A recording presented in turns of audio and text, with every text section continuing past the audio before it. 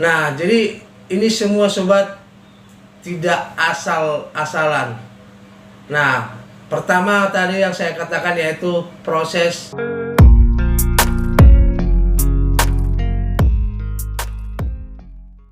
Halo sobat, berjumpa lagi di channel saya, yaitu channel tentang dunia usaha laundry.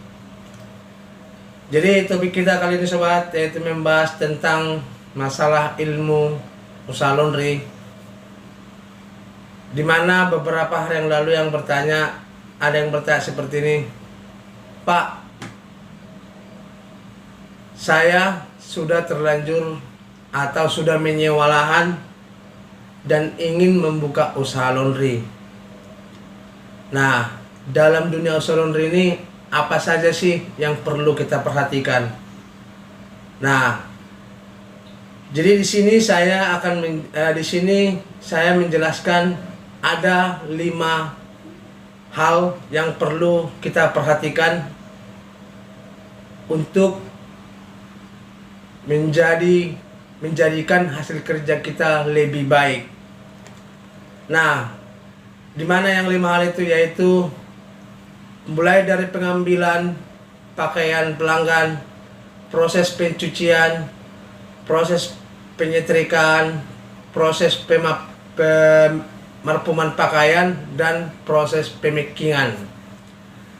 Nah, jadi ini semua sobat tidak asal-asalan. Nah, pertama tadi yang saya katakan yaitu proses pengambilan.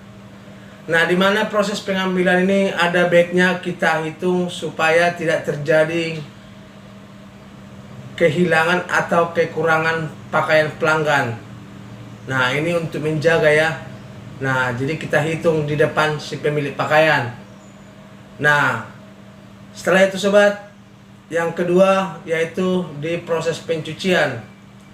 Di mana proses pencucian ini kita harus tahu mana pakaian yang luntur dan mana yang tidak, dan mana pakaian yang tahan panas di saat pengeringan, dan di mana juga pakaian yang tidak tahan panas, berarti itu harus kita jemur dengan manual. Di sini juga kita harus hati-hati.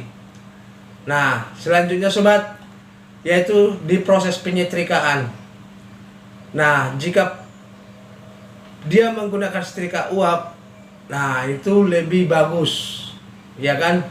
Dan itu bisalah dibilang risikonya tipis. Tapi kalau dia menggunakan setrika listrik, hati-hati. Jika pakaian kepanasan, bisa juga mengakibatkan baju atau pakaian jadi rusak. Bahkan ada juga sampai kadang-kadang sablonnya rusak. Nah, sebenarnya sih kalau sablon pakaian ini ada 2 hal ya. Ada kadang di pas proses pencucian dia kadang-kadang udah ada lepas, ada juga pas di penyetrikaan lengket. Nah, selanjutnya sobat yaitu tentang pemarpuman pakaian. Kalau menurut saya sih marpuman pakaian ini ya, di video saya sebelumnya sudah pernah bagaimana sih caranya supaya wangi dan supaya hasilnya lebih awet lagi untuk pakaian. Itu cara penyemprotannya tergantung sih ya, tapi kalau dengan saya sendiri di video saya sebelumnya bisa dilihat. Sebenarnya sih parfum pakaian itu bukan hanya harus keliling doang di parfumi, enggak. Kita ada baiknya kita angkat per helai pakaian atau per lapisan pakaian itu kita semprot juga di dalam. Jadi parfum ini tidak hanya aroma di luar pakaian saja. Nah, itu yang sebenarnya parfum pakaian. Dan selanjutnya pemakingan sobat. Pemakingan ini mungkin sudah pernah juga saya jelaskan ya.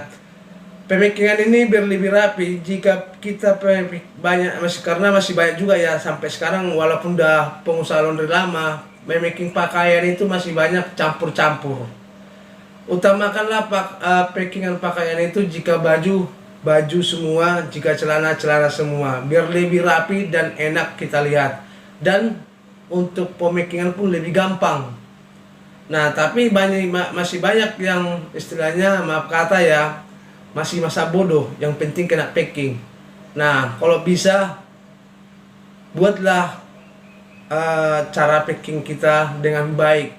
Seperti yang saya katakan tadi, ya kalau baju ya baju semua, kalau celana celana semua. Nah, memang istilahnya kalau pakaian laundry ini ya beragam. Ada pakaian anak-anak, ada juga pakaian dewasa.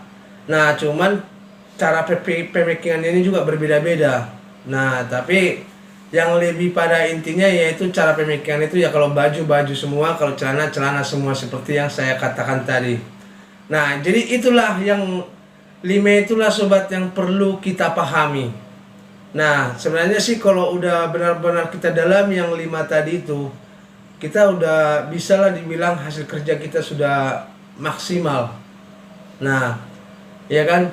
Tapi ini semua belum semua sih pengusaha laundry, baik udah lama buka, baik juga masih pemula, masih banyak yang belum melakukan hal seperti ini. Oke sobat, sampai di sinilah dulu penjelasan ke saya kali ini. Jangan lupa subscribe, ketik tanda lonceng supaya tidak ketinggalan video-video saya berikutnya. Terima kasih dan sampai jumpa kembali.